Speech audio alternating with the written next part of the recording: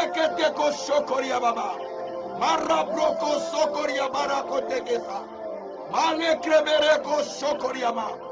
Mira krebereko shondoria baba. Merci Saint-Esprit.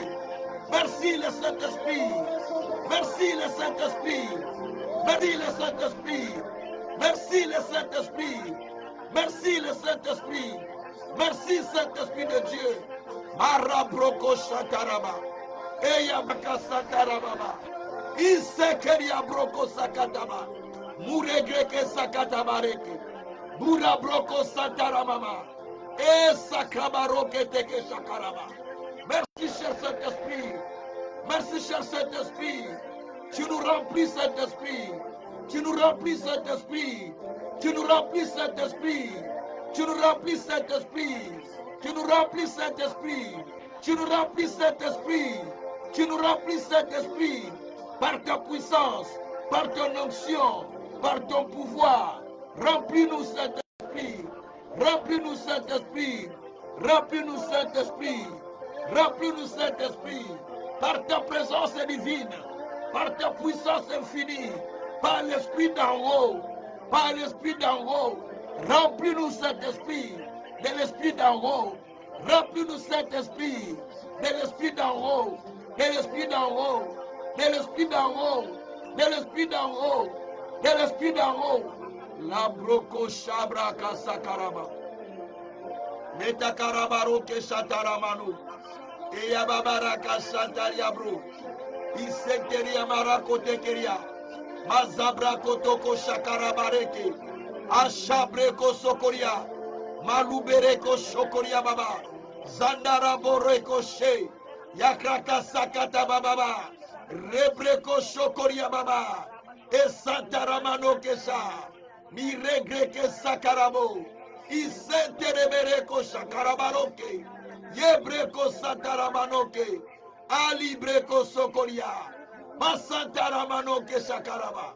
Mizendereko shokoria baba. Rousekeriama. Eh, le Saint-Esprit de Dieu. Remplis-nous Saint-Esprit. Remplis-nous Saint-Esprit. Remplis-nous Saint-Esprit. Remplis-nous Saint-Esprit. Remplis-nous Saint-Esprit. Remplis-nous Saint-Esprit.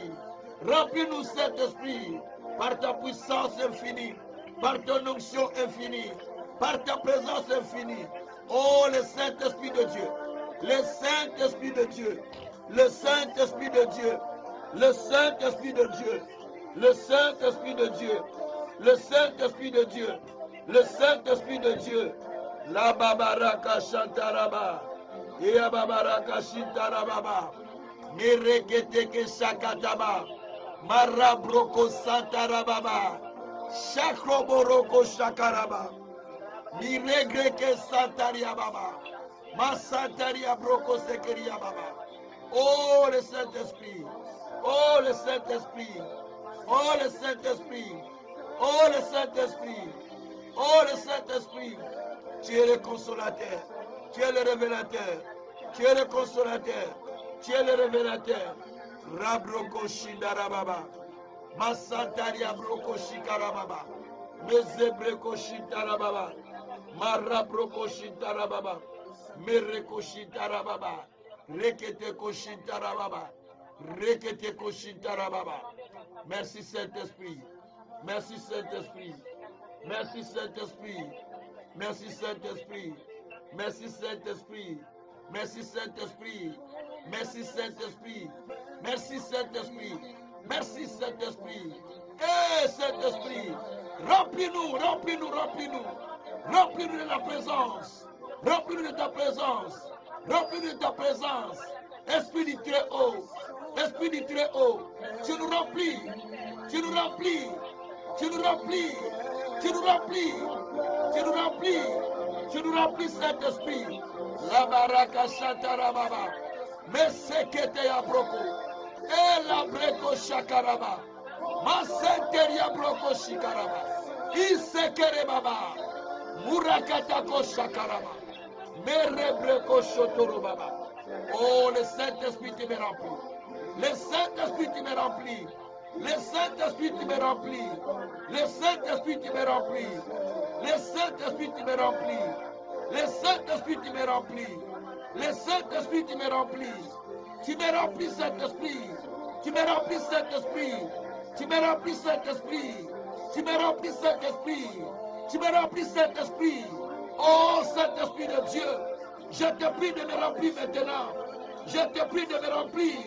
Je te prie de me remplir. Je te prie de me remplir. Je te prie de me remplir. Je te prie de me remplir. Je te prie de me remplir. Je te prie de me remplir. Je te prie de me remplir. Je te prie de me remplir. La braka shakata bareke. Masatara manako shikarababa. Santara baba baba baba. Likete kosakata manayaka. Maluse keria broko. Edakaramana kashakatabo. Yabroko sakata brekesa. Maru breke sakarabo.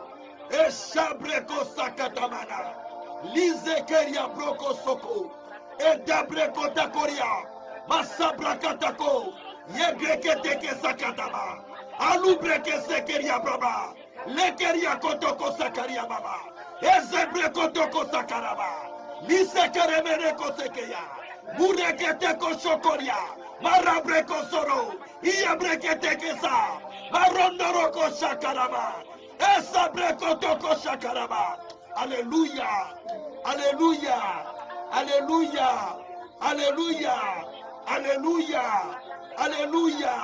Malobroko shabra. Masantaramono. Masantaramono. Iyebreko sakariama. Muzenderia karako tekeriama. Luza kama nako tekeya. Brike kere neko sokoria baba roketa. Eshikaria maroke tekesa. Murakana neke tekeya broko toko sakaraba. Alléluia. Oh le Saint-Esprit. Oh le Saint-Esprit. Ouais-moi, ouais-moi, ouais-moi, ouais-moi, ouais-moi, ouais-moi, ouais-moi. Ouais-moi Saint-Esprit. Ouais-moi Saint-Esprit. Ouais-moi Saint-Esprit. Ouais-moi Saint-Esprit. Ouais-moi Saint-Esprit. Ouais-moi Saint-Esprit. Ouais-moi Saint-Esprit. La braka shatara mama. Mazabraka shatara baba. Rebreko shikara baba baba. Marakotoko shakarama. Alléluia. Alléluia. Merci Saint-Esprit. Merci pour ce moment Saint-Esprit. Merci Saint-Esprit pour ce temps Saint-Esprit. Merci pour ce que tu as accompli Saint-Esprit. Nous te bénissions. Nous t'adorons. Nous te louons Saint-Esprit. Nous te glorifions Saint-Esprit. Parce que tu es présent. Maintenant tu es présent. Maintenant tu es présent. Maintenant tu es présent. Maintenant tu es présent Saint-Esprit. Merci Saint-Esprit. Merci Saint-Esprit. Nous croyons à ta présence. Nous croyons à ton instruction. Nous croyons à ta conduite.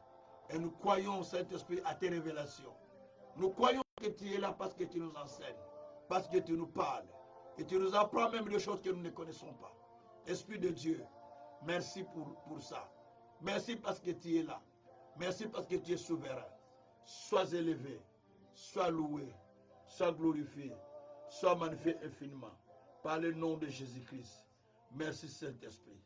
Merci Saint-Esprit. Au nom de Jésus-Christ. Merci Saint-Esprit de Dieu. Alléluia. Alléluia.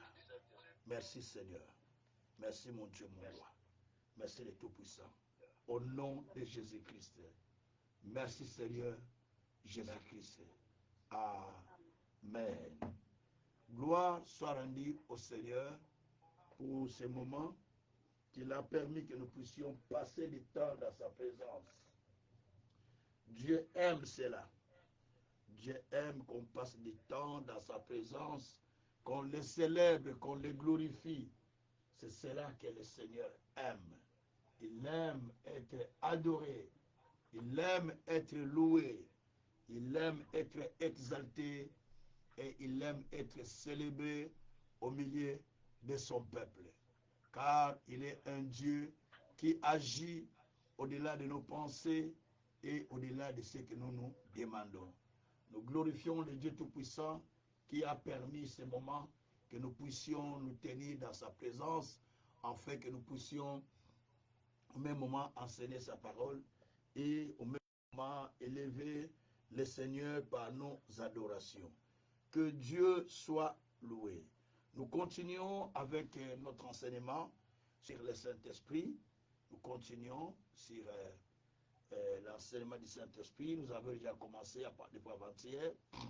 On avait enseigné, hier j'ai enseigné sur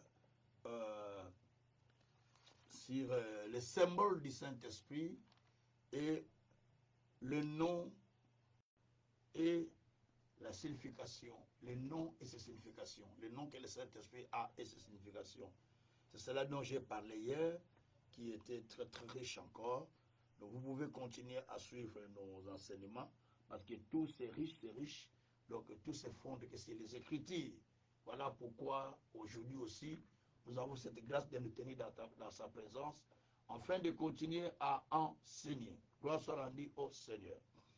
Aujourd'hui, nous allons enseigner, nous allons commencer sur le ministère du Saint-Esprit dans la vie de Jésus-Christ. Et nous allons aussi parler sur le baptême du Saint-Esprit. Et puis, nous allons expliquer aussi le pourquoi de parler en langue. Si Dieu le permet, nous pouvons le clôturer par là. Si Dieu le permet, nous pouvons aller aussi parler sur le don du Saint-Esprit. Donc voilà. Mais je vais parler d'abord sur le ministère du Saint-Esprit dans la vie de Jésus. Vous savez que le Saint-Esprit a un grand rôle à jouer dans la vie de chaque croyant. Tout croyant qui ne développe pas une relation avec le Saint-Esprit, il est un croyant qui est en dehors du plan de Dieu.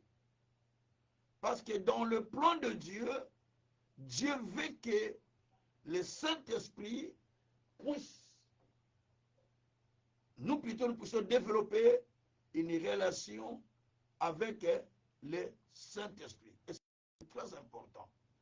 Parce que si nous ne développons pas une relation avec le Saint-Esprit, ce qui veut dire nous sommes en train de prier, mais nous sommes des chrétiens charnels, comme nous dit les Écritures. Or, la Bible dit, le texte que je vais prendre de 1 Corinthiens 2, à partir du verset 9. La Bible dit ceci, 1 Corinthiens 2, à partir du verset 9. On va descendre jusqu'au verset 12. Verset 9 nous dit ceci, mais comme il est écrit, ce sont des choses que l'œil n'a point vues, que l'oreille n'a point entendues, qui ne sont point montées au cœur de l'homme, des choses que Dieu a préparées pour ceux qui l'aiment. Donc Dieu a des choses qu'il a préparées pour ceux qui l'aiment. Mais ce sont des choses qui ne montent pas dans le cœur de l'homme normal, mais ce sont des choses qui montent dans le cœur des personnes pour qui Dieu les a préparées. On va comprendre cela.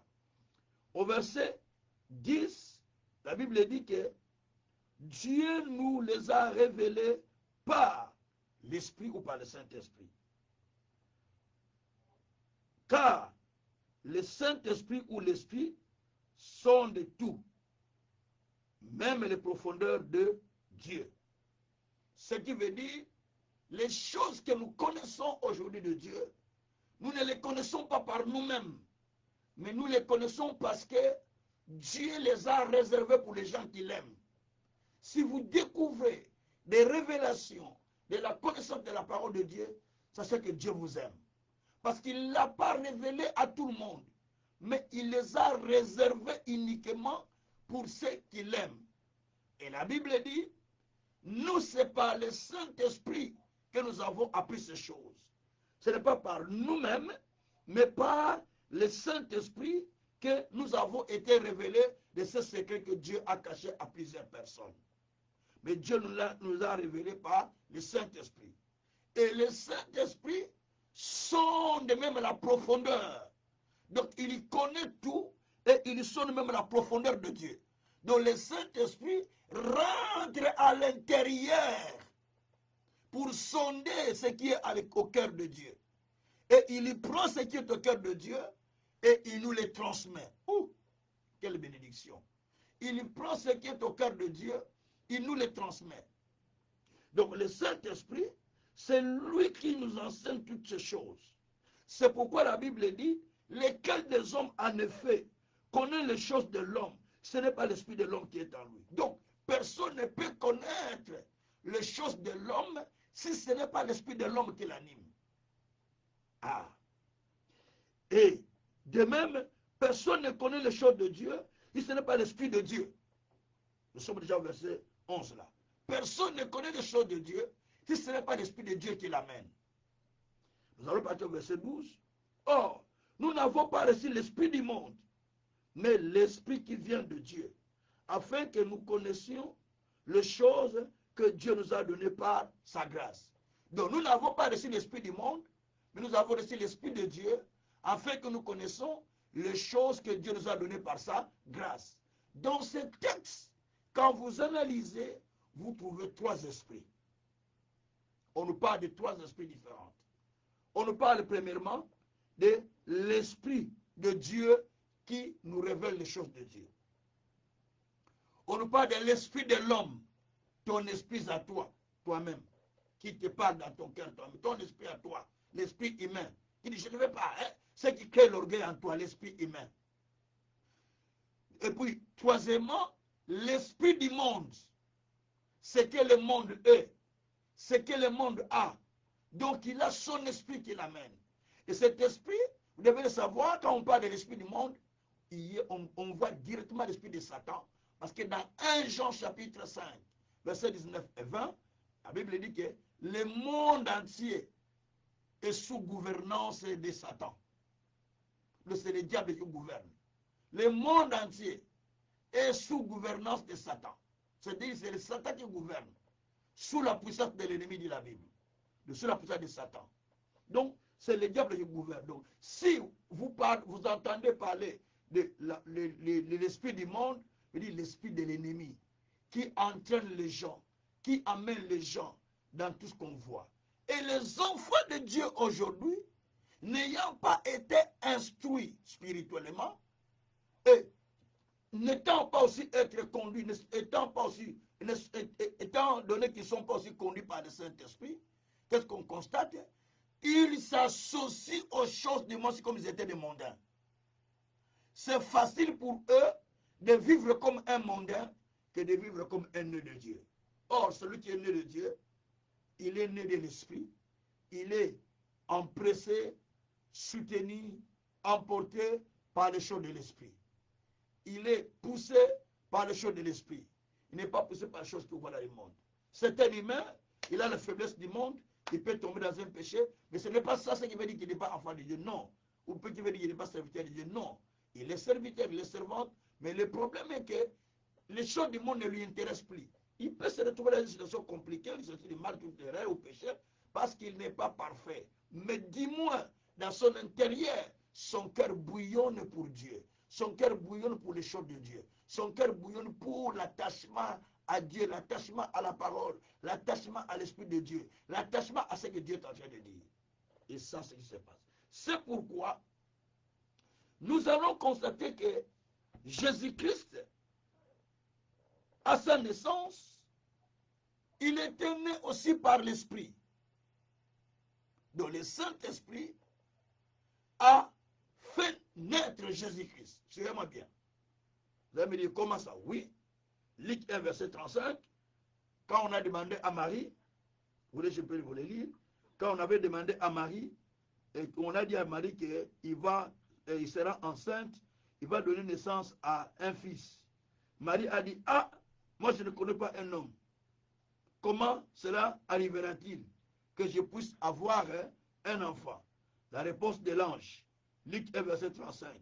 L'ange lui répondit, le Saint-Esprit viendra sur toi. La puissance du Très-Haut te couvrira de son ombre. C'est pourquoi le Saint-Enfant qui naîtra de toi sera appelé Fils de Dieu. Donc ici il dit, ce ne sera pas par ta force, mais c'est le Saint-Esprit qui viendra. Il va te couvrir. Et quand le Saint-Esprit viendra sur toi, la puissance te couvrira. Donc là, tu vas te retrouver enceinte. C'est pourquoi l'enfant qui va naître de toi, sera appelé fils de Dieu parce qu'il est né de l'Esprit de Dieu. Jésus. Donc, le Saint-Esprit, dans le ministère de Jésus, on le voit que Jésus était né par le Saint-Esprit. Et quand nous allons dans Jean 3, verset 6, la Bible dit que Jésus dit, celui qui est né de la chair est chair, ou celui qui est né de l'humain est un humain. Mais celui qui est né par esprit est esprit. Il parlait de celui qui était né de nouveau. Donc, étant donné que nous sommes nés de nouveau, nés de Dieu, nous sommes devenus enfants de Dieu, pas chrétiens, non, permettez-moi ça, non. Mais vous êtes nés enfants de Dieu. Je ne parle pas des chrétiens. Je parle de celui qui est enfant de Dieu. Donc vous êtes nés de nouveau. Et puisque vous êtes nés de nouveau, la Bible dit, à ce moment-là, dans Jean 3,6, que ceux qui sont nés de Dieu, celui qui est né de la chair est chair, celui qui est né de l'esprit est esprit.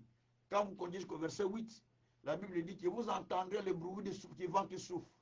De tous côtés, vous ne savez d'où il vient et où il va. Cela est la condition de la personne qui est née de Dieu. Ce qui veut dire, celui qui est né de l'esprit, il devient comme un vent. Il souffle de tous côtés. Vous ne savez d'où il vient, où il va. Donc, c'est cela la condition de la personne qui est née de Dieu. Donc, si tu es né de Dieu, tu es né par esprit. Moi, je suis né par esprit, parce que je suis né de Dieu. Jésus aussi était né de l'esprit, était né par esprit, par le Saint-Esprit. Vous aussi et moi, qui croyons en Jésus, nous sommes nés par le Saint-Esprit. C'est pourquoi on nous appelle enfants de Dieu. C'est pourquoi on nous appelle enfants de Dieu. Et quand vous allez plus loin, l'apôtre Paul a dit dans Romains 8, à partir du verset 14, je pense, 14 et 16, l'apôtre Paul dit, celui qui marche par esprit est fils de Dieu. Donc il faut que nous arrivions à un moment, étant donné que nous sommes nés de Dieu, nous devons commencer à marcher par esprit. Parce que Jésus était né de l'esprit, mais il a marché par esprit. Vous pouvez naître de Dieu, mais vous ne marchez pas par esprit. C'est-à-dire que vous avez créé en Jésus comme Seigneur et Sauveur, mais vous ne marchez pas par esprit. Donc vous êtes un chrétien charnel. Vous êtes charnel à ce moment-là. Si Jésus vient, vous n'entrez pas dans le royaume. Or, les charnels, quel est leur désir? La Bible dit l'impudicité, l'ivrognerie, tout ce qui est de mauvais. On cite beaucoup de choses. Tout ça, c'est les charnels qui l'ont. Ils sont comme des païens. Ils agissent comme des païens. Ils pensent comme des païens. Ils réfléchissent comme des païens. Ils ne demandent pas au Saint-Esprit, je vais faire quoi dans ces problèmes. Ils prennent des décisions eux-mêmes, sans demander au Saint-Esprit, je vais faire quoi pour ces problèmes.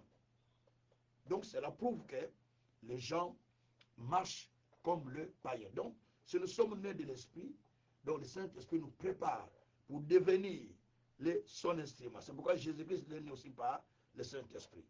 Donc, dans son ministère, nous voyons que Jésus-Christ était né du Saint-Esprit. Nous aussi, nous sommes nés du Saint-Esprit. Donc, nous sommes maintenant égaux à lui, parce que lui, il est né au Saint-Esprit, par le Saint-Esprit. Nous aussi, nous sommes nés par le Saint-Esprit, étant donné que nous avons crié en Jésus comme Seigneur et Sauveur. Étant donné que nous sommes nés de nouveau, nous sommes nés aussi par le Saint-Esprit. Donc, nous sommes maintenant égaux avec lui à partir de cela. Lui, son Père, c'est Dieu. Moi aussi, mon Père, c'est Dieu. Lui, il est accepté comme fils de Dieu. La Bible dit dans Romains 1, versets 2 à 4, l'évangile qui concerne Jésus-Christ, qui est déclaré fils de Dieu avec puissance. Jésus-Christ a été déclaré fils de Dieu avec puissance, par l'Esprit. Et moi aussi, qui crois en Jésus, j'ai été déclaré, Gabriel Kazensouka est déclaré fils de Dieu avec puissance. Donc, vous aussi qui me suivez, vous êtes déclaré fils de Dieu, fille de Dieu avec puissance, de la même dimension. Amen. Mais il faut que nous ayons cette compréhension pour que cela puisse commencer à nous changer. Tant que cette compréhension ne repose pas à l'intérieur de nous, nous allons commencer à voir les choses comme les païens, à vivre comme les gens qui sont charnels. Parce que tout va commencer à... Tout ce qu'on va voir, ça va nous choquer. Parce que c'est le monde des païens. C'est tout à fait normal. Les païens sont comme ça. Mais nous, en tant que les spirituels, donc on nous regarde, on s'inquiète de rien parce que nous savons que nous sommes déclarés fils de Dieu avec puissance. Voilà, donc ça c'est la première partie. Et deuxièmement, le Saint-Esprit a conduit Jésus. Afin qu'il soit tenté, non pour être détruit, mais qu'il soit tenté par l'ennemi. Nous sommes dans Livre 4, verset 1. La Bible dit que l'Esprit conduit Jésus vers le désert. Je vais lire la partie là. Jésus, rempli du Saint-Esprit, revint du Jourdain, et il fut conduit par l'Esprit dans le désert, où il fut tenté par le diable pendant 40 jours. Il ne mangea rien durant ces 40 jours. Et après qu'ils furent écoulés, il y eut faim. Donc, Jésus fut conduit par le Saint-Esprit dans le désert. Attention. Un enfant de Dieu doit se laisser conduire par le Saint-Esprit. Jésus, étant rempli de l'Esprit, c'est l'Esprit qui le conduisa dans le désert. Pour aller dans le désert afin d'être tenté. Philippe, l'Esprit le conduit dans le désert, acte 8. Et c'est là où il va prêcher l'unique éthiopien pour que l'évangile aille en Afrique. Donc notre apôtre à nous les Africains, c'est Philippe. C'est lui qui a prêché l'unique éthiopien pour que l'évangile aille en Afrique. Vous voyez un peu ça? Et la Bible dit qu'après avoir prêché, l'Esprit aussi l'amena à Azote. Donc, le Saint-Esprit conduit, amène, dirige. S'il a conduit Jésus, à combien plus forte raison, il ne vous conduira pas. Et demandez au Saint-Esprit de vous conduire chaque fois dans votre vie. Parce que vous ne devez pas mener la vie vous-même. Vous devez demander au Saint-Esprit de vous conduire. C'est pourquoi moi, quand je parle, que je dis, je suis en train de voir que je dis comme ça. Je ne suis pas prophète. Mais c'est parce que le Saint-Esprit me souffle. Quand je dis la chose, la personne dit oui, c'est vrai, papa, c'est vrai, ça s'est fait ainsi comme tu as dit. Et parce que c'est le Saint-Esprit qui m'a conduit à parler. Ce n'est pas de moi-même. Donc, si vous êtes conduit par le Saint-Esprit, même votre langue est contrôlée. Vous ne parlez pas n'importe comment. Vous n'allez pas n'importe où. Vous ne faites pas n'importe quoi. Il n'y a que le Saint-Esprit qui vous parle à faire ce que vous sentez que vous devez faire. Et ça, c'est le travail du Saint-Esprit. Troisièmement, le Saint-Esprit a oint le Seigneur Jésus-Christ afin de lui préparer dans son ministère. Nous sommes dans l'I 4, à partir du verset 16. La Bible dit, Jésus, revêtu de la puissance de l'Esprit, retourna en Galilée, sa renommée se répandit dans tous les alentours. Je vais expliquer d'abord ça. Jésus, retournant en Galilée, Jésus, revêtu de la puissance de l'Esprit, retournant en Galilée, sa renommée se répandit dans tous les pays des alentours. Il enseignait dans les synagogues et il était glorifié par tous. Jésus, étant revêtu de la puissance, sa renommée s'est répandue. Vous pouvez faire beaucoup d'affiches sur les Facebook, sur les réseaux sociaux, si je ne sais pas, sur tous les réseaux sociaux que vous connaissez, sur des vidéos de YouTube et YouTube et ainsi de suite. Ce n'est pas cela qui va faire votre renommée. En fait, tu peux être populaire, mais tu n'as pas la vraie renommée. Ça, c'est aussi un élément. Donc, ici, Jésus, on dit que sa renommée s'est accrue, sa renommée s'est répandue. À tel point que tout le monde voulait l'entendre. Et il se trouve dans les temples ou dans les synagogues. La Bible dit qu'on lui remit le rouleau d'Ésaïe, à partir du verset 17. Donc, on lui remet le rouleau d'Ésaïe, et quand il a déroulé le rouleau d'Ésaïe, la Bible dit qu'il trouva un endroit où il est écrit « L'Esprit du Seigneur est sur moi. Il m'a envoyé pour annoncer la bonne nouvelle aux pauvres. » Mais c'est un texte que Ésaïe avait écrit depuis longtemps. C'est écrit dans le livre d'Ésaïe. Mais lui dit, l'Esprit du Seigneur est sur moi. Il m'a envoyé pour annoncer la bonne nouvelle aux pauvres, pour rendre lui aux opprimés, c'est de suite. Mais c'est Ésaïe 61. Tout était déjà écrit. Mais lui, quand il vient, il dit, l'Esprit du Seigneur est sur moi, il m'a envoyé pour annoncer la bonne nouvelle aux pauvres. Et à la fin, il dit que ces choses que vous venez d'entendre, c'est accompli. Donc, ici, nous voyons que le Saint-Esprit avait oint Jésus. Et il avait revêtu de la puissance. Nous devons prier jusqu'à ce que Dieu nous ait revêtus de sa puissance.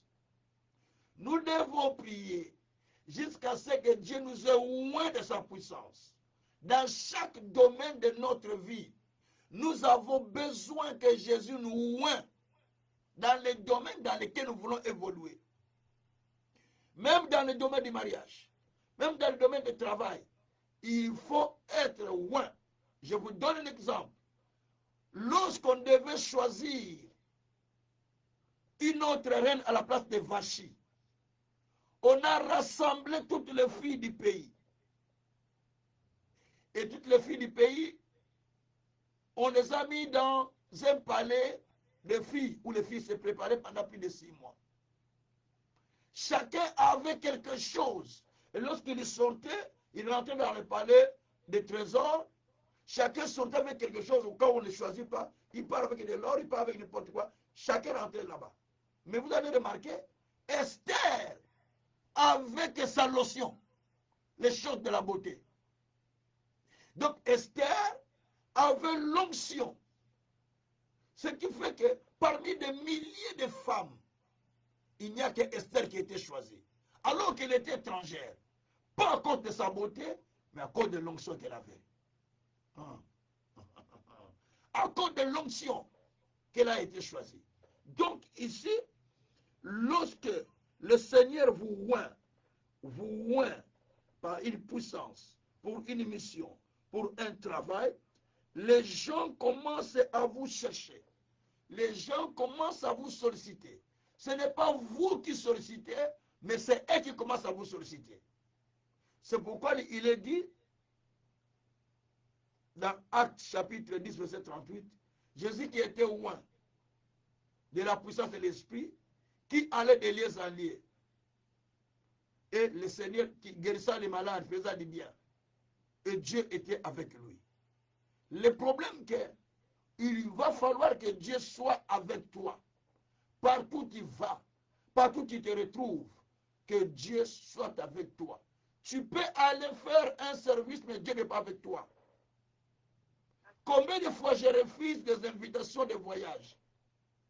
Je dis, Dieu n'est pas avec moi dans ce voyage-là.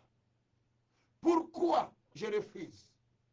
On me propose là, on vient faire une croisade, là on vient faire un travail de serviteur de Dieu, une conférence de serviteur de Dieu. Là-bas, on m'a appelé directement. Viens donner la formation de serviteur de Dieu. On paie déjà les billets. Qu'est-ce que tu en penses? J'ai dit, non, il faut que le Saint-Esprit me donne le chemin. La semaine dernière, cette semaine, je devais être en Suisse. Mais quand ils ont changé la date, ils m'ont dit, oh, non, j'avais déjà tout préparé, j'étais déjà en prière. J'ai tout préparé. Je savais que c'est le 6, je devais terminer aujourd'hui et demain lundi, je devais rentrer. Maintenant, on m'envoie un message, on me dit, non, papa Kazin, ça ne sera plus cette semaine. Là, je suis déjà dans la deuxième semaine de départ où je devais voyager. Le lundi de la semaine passée, j'ai dit, bon, il faut que j'achète les billets pour que j'appelle pour qu'ils me cherchent déjà à l'aéroport.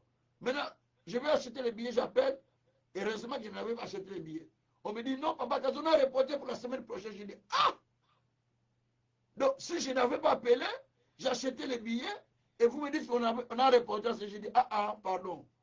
Oh, on met ça la semaine du prochain, semaine du 13, j'ai dit, laissez tomber, semaine du 13, je laissez tomber. Moi, je marche avec le Saint-Esprit. Le Saint-Esprit m'a dit le 6. Comme c'est passé, prions le Seigneur qui me donne une autre date. Mais pour cette date-là, je ne suis pas prête. Parce que le Saint-Esprit ne m'a pas dit. La date que le Saint-Esprit m'a dit, c'était le 6. Donc, mais comme c'est passé, alors prions qu'il nous donne une autre date. C'est ce que j'ai dit. Parce que je ne peux pas aller parce qu'on va me donner de l'argent. Non. Je ne prêche pas pour l'argent. Je prêche parce que c'est la mission que Dieu m'a confiée d'aller libérer les captifs et de former des serviteurs de Dieu et d'édifier des églises ou de bâtir des églises. C'est mon travail de la délivrance que Dieu m'a donné, de libérer les captifs et de former des serviteurs de Dieu. Voilà. Donc, il faut que le Saint-Esprit vous oint dans chaque travail que vous faites. Quand c'est lui qui est au centre de ce que vous faites, il y aura des témoignages, il y aura des miracles. Parce que lui, il est au centre. Quand c'est vous-même, ça ne tiendra pas. Gloire soit rendue au Seigneur. Et quatrième élément que nous voyons dans le ministère de Jésus, le Saint-Esprit, dans le ministère de Jésus, le Saint-Esprit a ressuscité Jésus de mort. Romains 8, verset 11. Si l'Esprit de celui qui a ressuscité Jésus d'entre les morts habite en vous, Dieu aussi rendra votre corps mortel à la vie. Romains 8, verset 11. Or, l'Esprit qui avait ressuscité Jésus-Christ de la mort est en nous. Il est en chacun de nous, puisque nous avons accepté Jésus. Depuis le jour que nous avons reçu Jésus comme Seigneur et Sauveur, Dieu nous a donné son Saint-Esprit comme gage. Éphésiens 1, verset 13 à 14. Hein? Depuis le jour que nous avons reçu l'évangile du salut, la Bible dit que Dieu nous a donné le Saint-Esprit comme gage ou comme assurance. Maintenant, le Saint-Esprit là, il est en nous. Mais la Bible dit, si cet esprit qui avait ressuscité Jésus de Nazareth d'entre les morts habite en vous, Dieu aussi va ressusciter votre corps mortel. Cela veut dire, nous tous qui croyons en Jésus, après notre mort, Dieu ressuscitera ce corps malgré qu'il sera pourri. Mais Dieu me ressuscitera pour vivre la vie éternelle. C'est ça l'assurance. C'est ça l'assurance. Parce qu'il y a des gens qui priment qui n'ont pas l'assurance de la résurrection. Ils priment, ils n'ont pas l'assurance de la résurrection. Ils n'ont pas l'assurance qu'il y aura un jugement. Ils n'ont même pas crainte de Dieu. Pourquoi? Parce qu'ils ne croient même pas qu'il y aura un jugement. Et les gens font n'importe quoi. C'est ça le problème. C'est comme il n'y aura pas un jugement. Laisse-moi faire la vie, après ma mort, c'est fini. Et c'est comme les païens. Mais nous qui croyons en Jésus, nous savons que nous serons ressuscités. 1 Corinthiens chapitre 1 Thessaloniciens chapitre 4, verset 13 à 17. Ne vous attristez pas comme les païens qui ne connaissent pas le Seigneur à propos de ceux qui sont morts. Car les morts en Christ ressusciteront au son de la trompette, à un signal donné. Les morts en Christ ressusciteront premièrement. Pour aller rencontrer le Christ dans les airs. Donc nous allons rencontrer le Christ dans les airs. Vivre avec Jésus 1000 ans dans les airs. Après, Jésus viendra établir le royaume sur la terre. À ce moment-là, nous serons avec Christ. Après beaucoup d'événements qui vont se passer après les 1000 ans.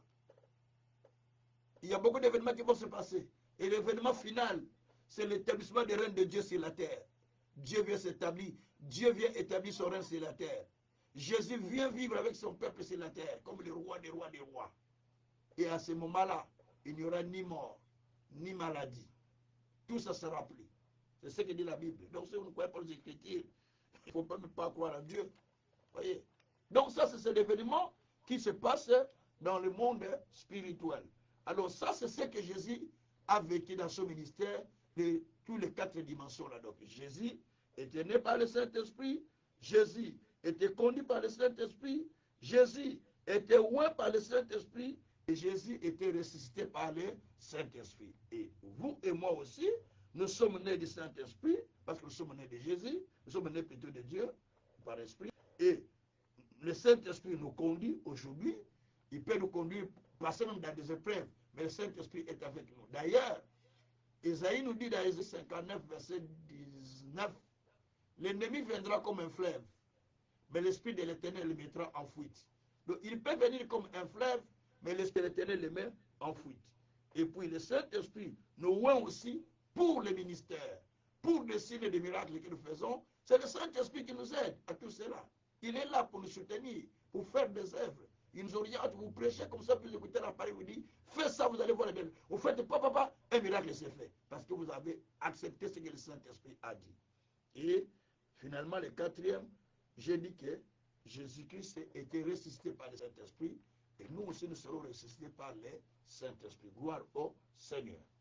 Nous passons au baptême du Saint-Esprit. Le baptême du Saint-Esprit.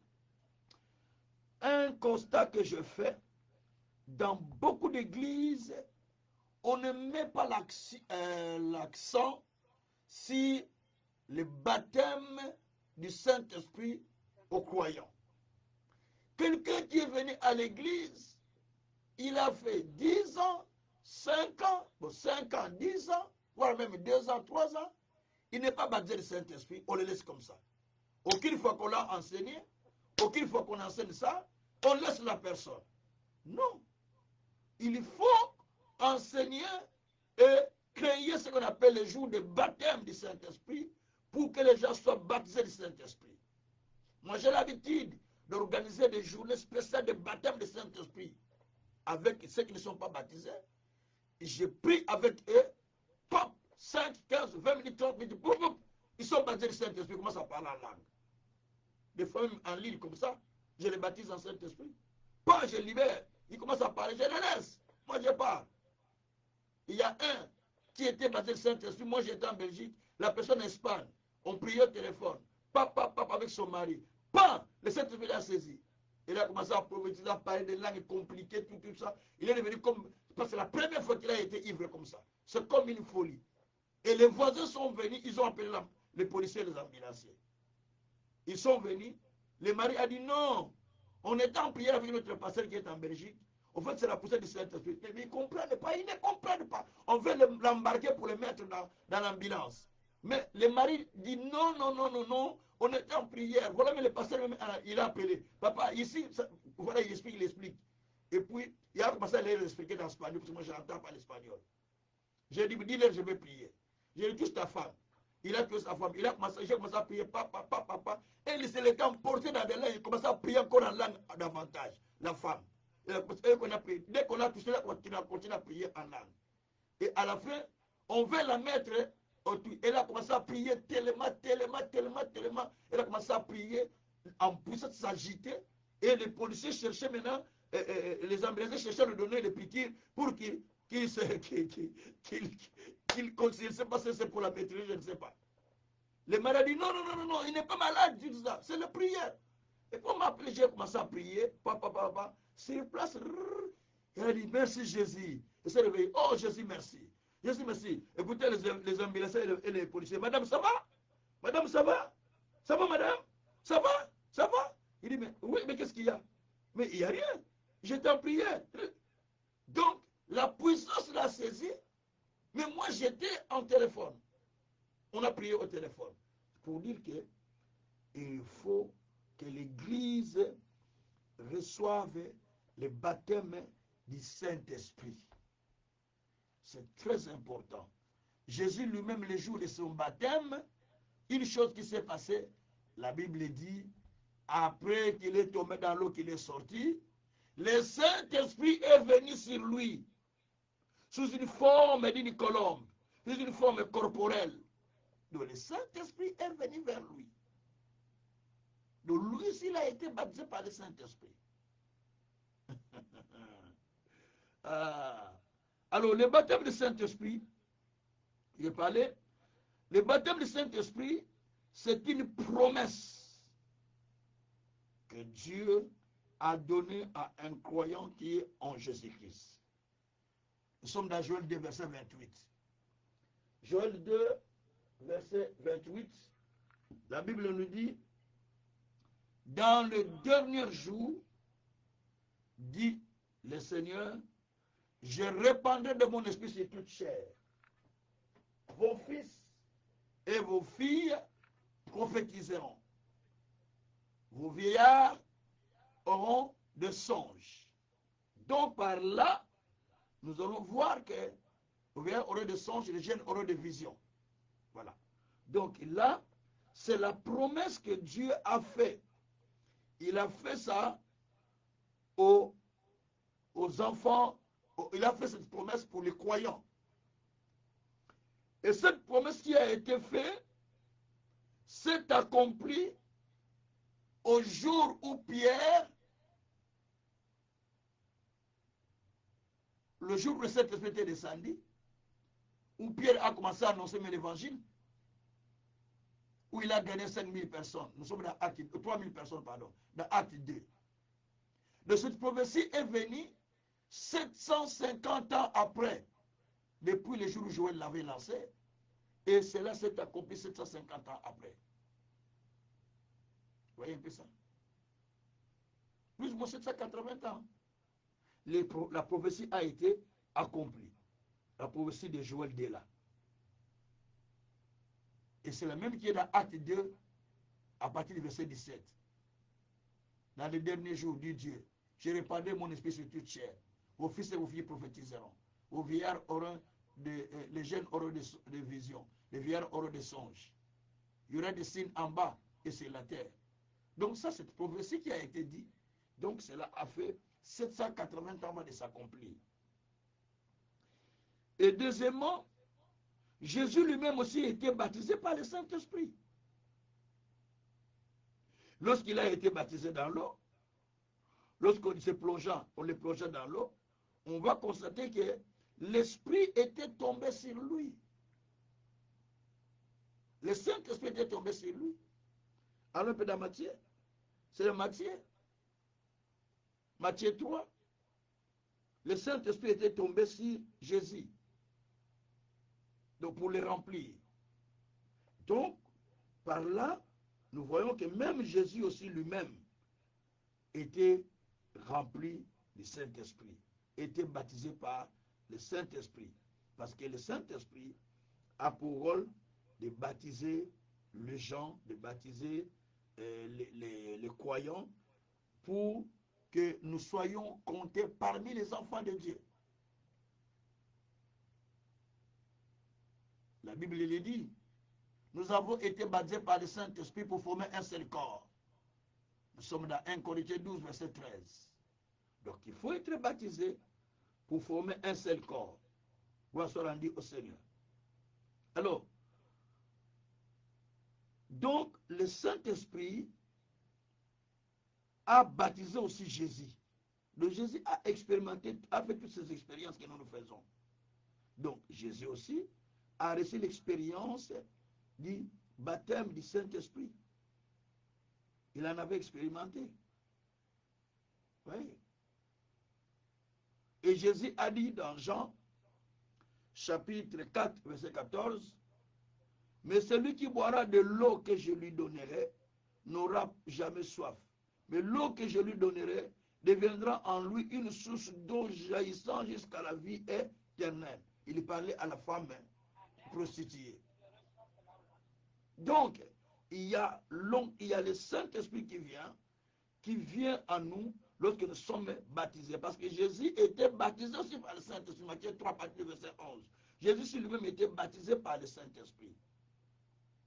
C'est pourquoi même dans Acte 2, nous allons voir aussi dans Acte 2, les gens étaient baptisés du Saint-Esprit.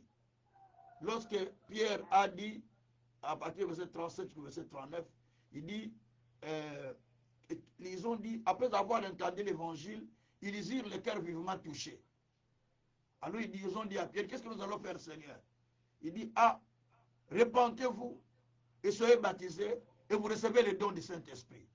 Donc il fallait que les gens reçoivent les dons du Saint-Esprit. Mais pour recevoir les dons du Saint-Esprit, il faut être baptisé par le Saint-Esprit. Tu ne peux pas recevoir les dons du Saint-Esprit si tu n'es pas baptisé par le Saint-Esprit. Ce n'est pas possible. C'est le Saint-Esprit qui vient donner ces dons dans la vie d'une personne. Donc, ouais. Donc, toutes ces choses, l'Église doit enseigner le baptême du Saint-Esprit. C'est pourquoi dans Acte 2, versets 17 à 21, Pierre a dit, ce ne sont pas des gens qui sont ivres. Ils ne sont pas remplis de boissons, ils ne sont pas remplis comme on le pensait, mais c'est l'air dont Joël a parlé. Dans les derniers jours, dit Dieu, je répandrai de mon esprit sur toute chair. Vos fils et vos filles prophétiseront. Vos fils et vos filles prophétiseront. Les jeunes auront des visions. Les vieillards auront des songes.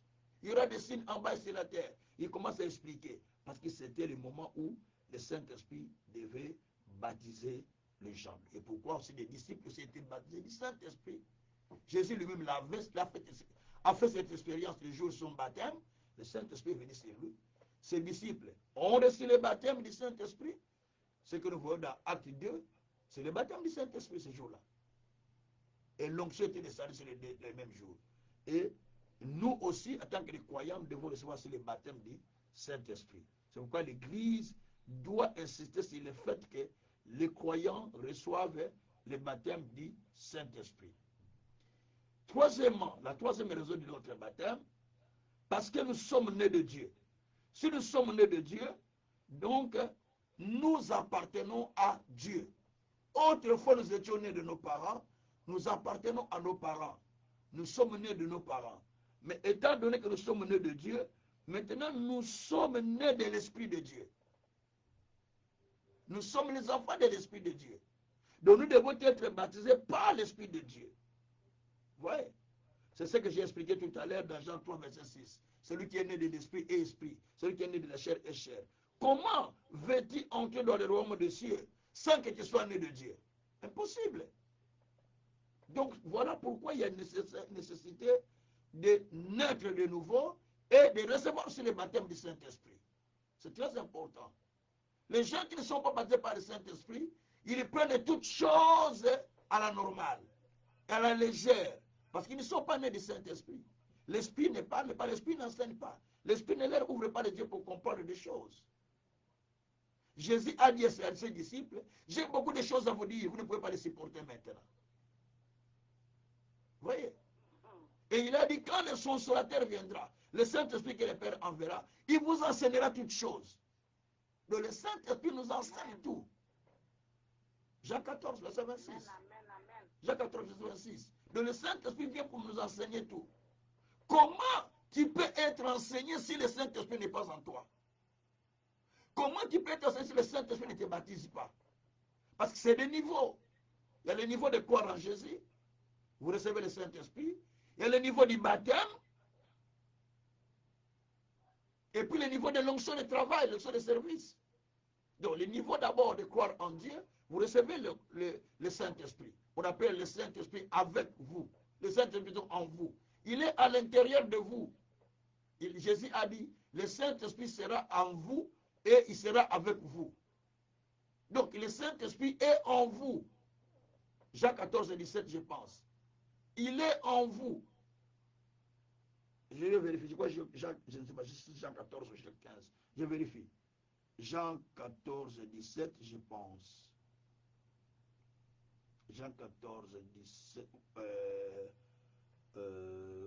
Attendez. Jean 14, 17. Oui, c'est ça. C'est ça. L'esprit de vérité que le monde ne peut pas recevoir parce qu'il ne le voit point et ne le connaît point. Mais vous, vous le connaissez car il demeure en vous et il sera en vous. Il demeure avec vous plutôt et il sera en vous. Donc, le Saint-Esprit vient premièrement en nous lorsque nous acceptons Jésus. Première partie. La première expérience. Il vient en nous. Quand il rentre en nous, il nous instruit, il nous enseigne, il nous persuade, il nous convainc du péché, il nous convainc de tout le mal.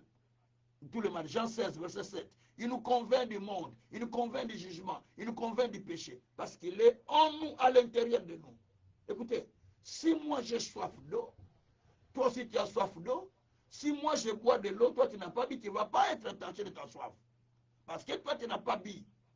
Seulement celui qui a bu qui va sentir qu'il n'est plus assoiffé. C'est pourquoi même la Bible dit dans Amos 4, verset 7, je pense, 7 à 8, qu'une ville, la pluie est tombée, une autre, la pluie n'est pas tombée. Et maintenant, là où la pluie n'est pas tombée, les gens sont allés chercher de l'eau dans la ville où il y a de l'eau, mais la soif n'a pas été étanchée. Pourquoi? Parce que c'est l'image du Saint-Esprit. Je dis que les autres ont reçu le Saint-Esprit, mais vous maintenant vous êtes allés vers eux pour recevoir la même chose. Mais non, vous n'allez pas les recevoir. C'est comme ça. Simon le magicien, quand il a vu que les autres recevaient le Saint-Esprit, quand on leur imposait les mains par Pierre, il prend l'argent et dit, Pierre, prends l'argent, dis, mets-moi les mains pour que je reçoive la même chose. Afin que moi je commence à faire ça aussi. Ah, vous voyez tout ça? Ça montre que le Saint-Esprit n'était pas en lui. Il croyait que les dons de Dieu peuvent s'acheter avec de l'argent.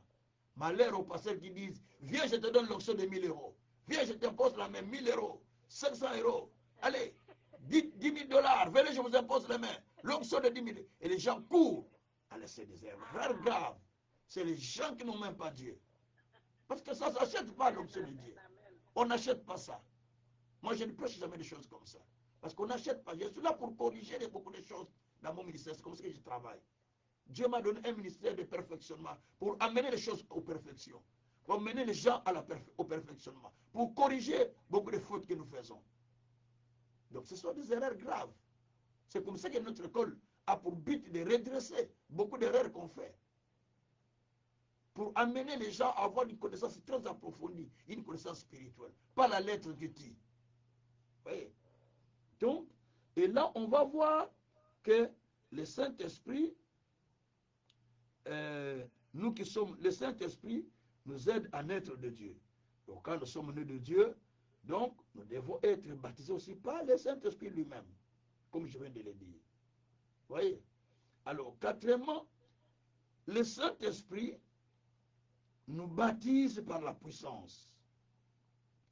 Il baptise les croyants dans le corps. 1 Corinthiens 12, verset 13, la Bible dit que nous avons été baptisés du Saint-Esprit pour former un seul corps. Pour devenir membre du corps de l'Église de Jésus-Christ, il faut être baptisé par le Saint-Esprit. Il y a des pasteurs qui prêchent, mais qui ne sont pas dans le corps spirituel de Jésus-Christ. Qui sont connus comme des pasteurs sur le monde, mais Dieu ne les connaît pas comme des pasteurs. Il y a les chrétiens que nous voyons dans des églises, bien avec des sacs et tout ça, dans des églises, les papas, les mamans, vous voyez, mais Dieu ne les connaît pas comme étant des enfants de Dieu, et comme étant des enfants du royaume. Donc, ils ne font pas partie des membres du corps du Christ.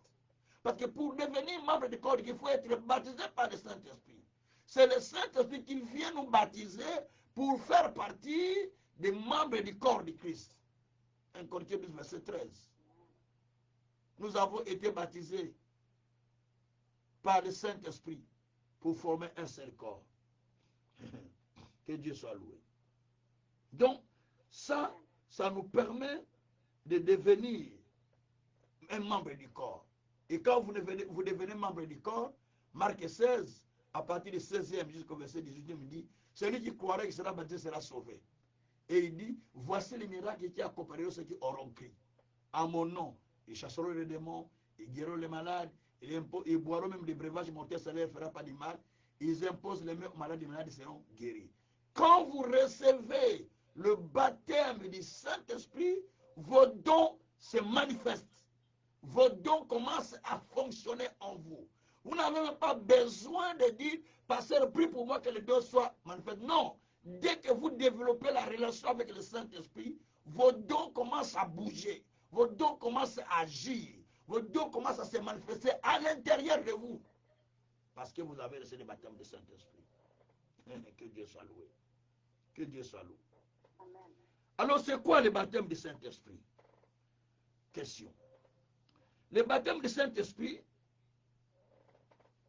je vais expliquer d'abord le mot baptême. En grec, ça s'appelle baptismo. Baptismo veut dire être plongé dans. Baptismo, être enterré dans. Donc quand on dit baptismo, c'est un acte qui consiste à plonger la personne ou à enterrer la personne. Ça s'appelle baptismo. C'est pourquoi vous allez voir, la Bible nous dit, dans Romains chapitre 6, à partir du verset 3, la Bible dit que si vous avez été baptisé en Jésus-Christ, vous avez été baptisé à sa mort et vous êtes mort avec lui et ressuscité avec lui. Vous avez été baptisé à sa mort et à sa résurrection. Donc vous avez été enterré avec lui et vous êtes ressuscité avec lui. C'est-à-dire même quand nous baptisons les gens, nous enterrons la personne avec Jésus et nous les ressuscitons avec Jésus. C'est le baptême d'ailleurs. Nous le ressuscitons avec Jésus. Donc le baptême, c'est le fait de plonger dedans. Plonger quelque chose dedans. Donc quand on te dit que je suis baptisé du Saint-Esprit, je dis que je suis plongé dans le Saint-Esprit. Je suis plongé dedans. Le Saint-Esprit m'a plongé lui-même dedans. C'est ça le baptême du Saint-Esprit. Donc, c'est lui le Saint-Esprit qui vous plonge à l'intérieur. C'est pourquoi il dit, dans 1 Corinthiens 12, 13, c'est le verset que j'insiste de dire, que nous avons été baptisés du Saint-Esprit pour former un seul corps. Et dans Marc 16 aussi, comme je l'ai dit tout à l'heure, verset 16, celui qui croira qui sera baptisé sera sauvé. Vous savez, là qui a comparé ceux qui auront cru en Jésus. Donc vous devez savoir que lorsque vous êtes baptisé, vous êtes plongé. Le miracle, ce n'est pas seulement pour les pasteurs. Le miracle, c'est pour tous ceux qui croient en Jésus comme Seigneur et Sauveur. Ça, on doit maintenir ça. Alors, le baptême du Saint-Esprit, c'est le fait de plonger, enterrer, immerger, être couvert par la puissance du Saint-Esprit. Ça, c'est le baptême. Je le répète. Le baptême du Saint-Esprit, c'est plonger quelqu'un dedans, ou plonger quelque chose. Comme on baptise quelqu'un, on le plonge dans l'eau. C'est pourquoi il y a aussi le baptême dans le ministère, n'oublie pas ça. Ah, Luc 7, verset 9 et 30. La Bible dit, ceux qui ont refusé le baptême de Jean-Baptiste ont rendu nul les desseins de Dieu à leur égard. Les pharisiens qui sont venus vers Jésus, mais qui n'ont pas voulu accepter le baptême de Jésus. La Bible dit qu'ils ont rendu nul le programme de Dieu dans leur vie. Vous voyez ça? Ça, c'est une autre dimension. Alors, le baptême du Saint-Esprit, c'est le fait d'être plongé. Parce que baptême veut dire enterrer, plonger, immerger. Hein? Donc, être couvert. C'est ça qu'on appelle baptême. Alors, si on dit baptême du Saint-Esprit, veut dire que être plongé dans le Saint-Esprit, être couvert par le Saint-Esprit, être plongé dans le Saint-Esprit, être enterré dans le Saint-Esprit, veut dire être couvert par la puissance du Saint-Esprit. Et quand vous êtes couvert par lui, il dégage en vous les signes. Le premier signe, c'est de parler en langue. Merci Saint-Esprit. Le premier signe que vous allez constater, c'est de parler en langue. C'est pourquoi vous allez voir dans Actes 2, versets 1 et 4, qu'est-ce qui s'est passé? Quand le baptême du Saint-Esprit a été fait aux apôtres, qu'est-ce qui s'était passé? Ils ont commencé à parler des langues inconnues. Et les gens les entendaient. Ils parlaient des langues eux-mêmes qu'ils ne connaissaient pas. Les gens disaient, mais ils ne sont-ils pas ivres? Pourquoi ils parlent de telles langues? Ils ne sont pas ivres. Comme ça que Pierre a dit, ils ne sont pas ivres. C'est l'heure dont Joël a parlé, que dans les derniers jours, hein, que il va, le Saint-Esprit, et le Seigneur va répandre son esprit sur son peuple. C'est le baptême du Saint-Esprit. Donc, le baptême du Saint-Esprit amène premièrement de nouvelles langues. Vous commencez à parler en langue. C'est le premier signe qui prouve que le baptême du Saint-Esprit est réalisé en vous. Parce qu'il va amener des langues nouvelles, des langues en vous qui confirment votre baptême du Saint-Esprit. Deuxièmement, quand vous parlez en langue, c'est-à-dire que vous ne parlez pas aux hommes. Vous parlez à Dieu. Et personne ne vous comprend. 1 Corinthiens 14, verset 2. Celui qui parle la langue parle à Dieu. Il parle à Dieu, personne ne comprend ce qu'il dit. Il parle à Dieu lui-même. Et il s'édifie lui-même. Verset 14, chapitre 14, verset 2 à 3. 1 Corinthiens là. Et le parler en langue, c'est la ligne directe pour atteindre le Seigneur. Quand vous priez en langue, vous parlez directement au Seigneur. Romains, chapitre 8, verset 26. Nous ne savons pas quoi demander dans nos prières. Mais l'Esprit lui-même, ce que dit la Bible, l'Esprit nous aide à faire des prières par des soupirs inexprimables. Veut dire que vous ne savez pas ce que vous dites. Mais le Saint-Esprit lui-même nous aide à prier avec des soupirs inexprimables. Romains 8, verset 26. Donc le Saint-Esprit vient, il met des paroles en vous. Les paroles de langue, vous ne savez pas qu'est-ce que vous dites. Mais le Saint-Esprit sait ce que vous êtes en train de dire. Il vous a, mais vous sentez à un niveau, vous montez en puissance en langue. Mais qu'est-ce qu'on me demande, qu'est-ce que vous êtes en train de dire? Je ne sais pas ce que je disais. C'est parce que vous-même, vous ne le savez pas. C'est le Saint-Esprit qui vous contrôle, ce n'est pas vous. Quand je monte en puissance en langue, je ne sais pas ce que je dis. Mais je sais que c'est le Saint-Esprit qui est en train de me contrôler. Il est en train de dire, lui-même, il sait ce que je suis en train de dire. Donc, j'ai fait des prières lui-même. Un ami, l'apôtre Jean, il a qui, il passe souvent à Internet, il nous amène d'aller prier pour un frère, pour un enfant qui était mort dans la famille d'un de mes enfants spirituels qui vient de mourir, le pasteur Régé. Et puis, nous sommes allés prier et la personne est morte. Hein. L'enfant est mort. Et tellement qu'il y avait beaucoup de troubles, on nous a invités d'aller un peu calmer la chose. Nous arrivons avec le pasteur Jean et le pasteur Régé qui est déjà mort parce que c'est le membre de sa famille. On a commencé à prier, à prier. J'entends le pasteur Jean qui dit, on prie en langue. Il a commencé à chanter des cantiques. Papa, c'est rentré en langue. On commence à chanter ça en langue. Papa, il a commencé à prier. Papa, je ne sais pas ce qu'il a saisi. Chez nous, au Congo, à l'époque, on sortait les corps, on exposait les corps dehors. Il est allé saisir l'enfant qui était déjà mort. Il a commencé à prier, ne bougeait pas, l'enfant s'est réveillé. Et c'était en langue qu'il priait. On était en train de prier en langue. Lui, il est allé saisir l'enfant, il a commencé à prier en langue. Papa, l'enfant s'est réveillé. Par la puissance de prière en langue. Donc, les prières en langue, c'est un signe aussi qui prouve que vous êtes vraiment en train de prier, de parler à Dieu. Vous êtes en train de parler à Dieu, mais vous ne parlez pas aux hommes. Vous êtes en train de vous édifier vous-même. Et par là, quand vous parlez à Dieu sans savoir que vous êtes en train de parler à Dieu. Romains 8, verset 26. Vous ne savez pas ce que vous dites, mais le Saint-Esprit parle à Dieu lui-même. Et troisièmement, parler en langue, c'est-à-dire, vous êtes en train de libérer les mystères que vous-même, vous ne comprenez même pas. Les 14 versets, plutôt 1 Corinthiens 14, verset 2. Vous ne savez pas ce que vous dites, mais vous êtes en train de libérer les mystères que vous-même, vous ne comprenez même pas. Vous dites, mais comment je dis ces choses-là? Comment je les ai dit? Qui ne comprend pas comment tu es arrivé à dire des choses comme ça. Mais c'est parce que simplement, le Saint-Esprit est en train de vous conduire. Il vous conduit de pouvoir dire des choses, des fois que vous-même, vous ne comprenez pas comment vous les avez dites. Qu'est-ce que vous voulez dire par là? Mais vous parlez à ce moment-là au Saint-Esprit. Vous ne parlez pas vous-même, mais vous parlez au Saint-Esprit. C'est pourquoi Jésus a dit dans Luc 21, Jésus a dit que je vous donnerai la bouche et une sagesse à laquelle vos adversaires ne pourront même pas vous contredire. Voyez, il dit, je vous donnerai la langue, je vous donnerai la bouche, je vous donnerai aussi les paroles ou la sagesse, auxquelles même vos adversaires ne pourront même pas vous contredire. Parce que ce sont des paroles que les gens ne peuvent pas comprendre. Ils ne peuvent pas vous contredire. Mais vous êtes en train de parler de ces choses. Gloire soit rendue au Seigneur. Maintenant, nous passons sur pourquoi parler en langue. Après, on va expliquer comment parler en langue. Pourquoi parler en langue?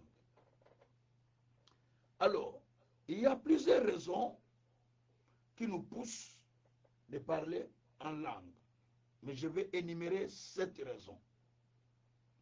Chaque raison, je vais l'appuyer par un verset de la Bible.